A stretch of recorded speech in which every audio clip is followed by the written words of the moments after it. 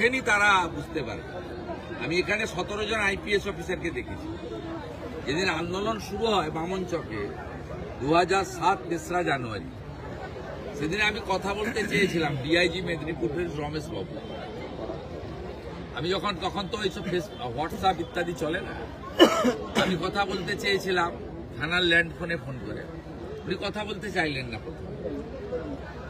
আমি যখন রিয়াপাড়া পর্যন্ত গেছি, উনি যখন ওখানে চৌরঙ্গি বাজারে তাড়া খেয়েছেন হাজার হাজার লোকের, তখন রিয়াপাড়াতে আমাকে খবর পাঠাচ্ছেন যে আপনি আসুন, আপনার সাথে।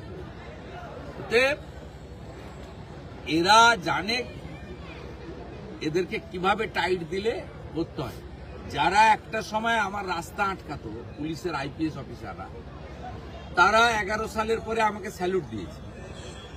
আবার ভারতীয় জনতা পার্টি করার পরে যারা আমাকে বাধা দিচ্ছে, এখালি ব্রিজে আমাকে তেরঙ্গা যাত্রা জাতীয় পতাকা নিয়ে স্বাধীনতা দিবসের আগের দিন বাধা দিয়েছে। যে এখন রাজ্যপালের সঙ্গে ঘুরে দেখবেন এই হেডসেপ অফিসারটা, এই রাহুল পান্ডে নাকি নাম, তিনি এখানকার এসডিপি ছিলেন, তিনি ওখানে বাধা দিয়েছেন। সঙ্গে এখানে ডিসি সেন্ট্রাল যিনি হয়েছেন কলকাতায়, তিনি ছিলেন।